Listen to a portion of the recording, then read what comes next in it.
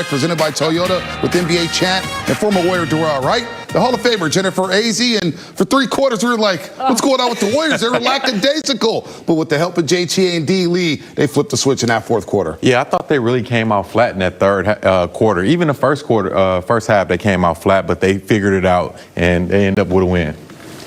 Well, I mean, they've been outscoring their opponents 124 in the 3rd quarter. Yep. And they were down 10 in the 3rd quarter. Changed everything. All right, we got the man of the hour standing by here who just had his 38th career game, hitting at least 9 threes. It's Steph Curry here on Warriors Post Game Live. Steph, good evening. What's up? Congrats on the win. And just explain to us here what changed there in that 4th quarter when you guys were down 13 going into that frame. I mean, it was just the defensive end. Obviously, everybody's going to fall in love with, you know, my shooting and our ball movement on offense. But the only reason that we opened the game up is, you know, we went on a 13-0 run and they struggled to score. For 36 minutes, we really struggled to get stops and, force them into tough looks. And they were just playing against set defense all night, and they had a lot of energy. They're playing well. So 4th quarter, we just let it go, intensity and focus on the defensive end. That unit was unbelievable. That was a real good field-goal win right there. What's up, Steph? It's D. Wright, man. Congrats on the win. Man, you guys have been doing a great job. No, you're welcome. You guys have been doing a great job on the defensive end like you just talked about. And a lot of people, like you just said, can fall in love with your jumper. But you've been playing some great defense. You guys are a top team in the NBA on the defensive end. You guys are on a string every single night, and you guys showed it in that 4th quarter. We did. I mean, it's tough when you have a talented team like they have 2 guys that are just, playing with no fear out there, Rubio and Garland. They came out hitting every shot, and on the road that can happen. Where 1, you're making mistakes, and 2, they're making you pay by making everything. So you kind of got to just stick with it. I think we had some it was an emotional roller coaster a little bit for those first 3 quarters. But all that we've done over these first 15 games allowed us the belief that we could have a quarter like that where they score 8 points. If you don't have that belief and that confidence in yourself, then that quarter doesn't happen. And we've established that. It just took us a little longer to find it.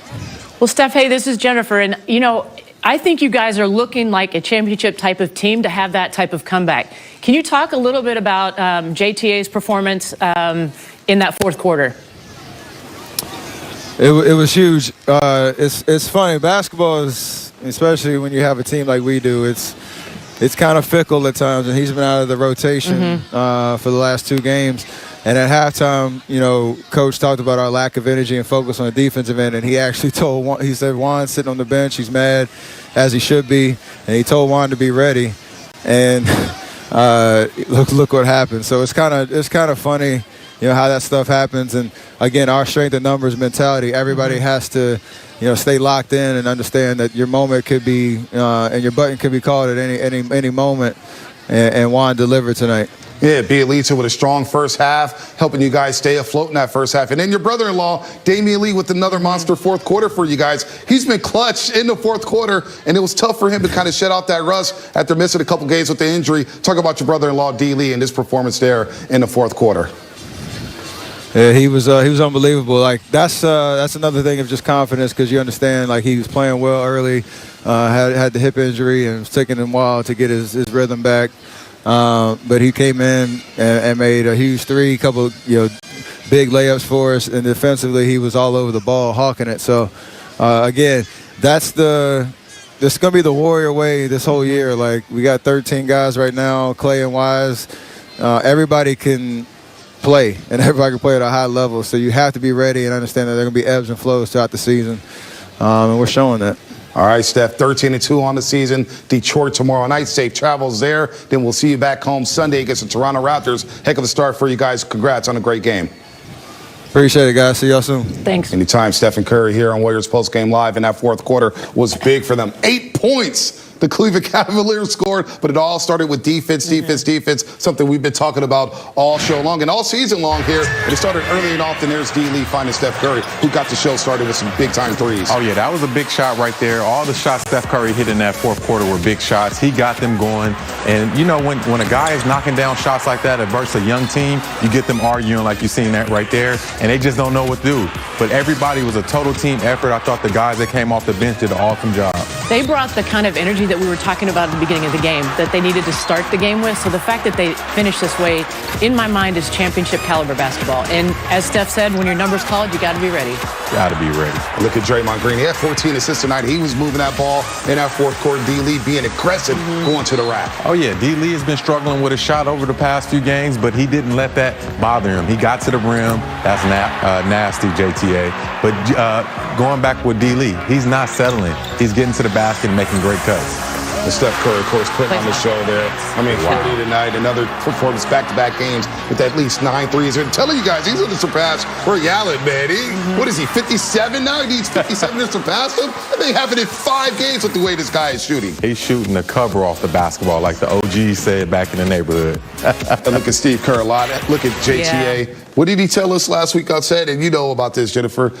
Stay ready so you don't have to get ready. And that was JTA tonight, as you see the nice embrace from Steve Kerr. Yeah, no doubt. I mean, any coach, that's a dream, right? Is that when you can call any number and they come in and do their job. And I thought JTA had a fantastic game, as did Damian Lee.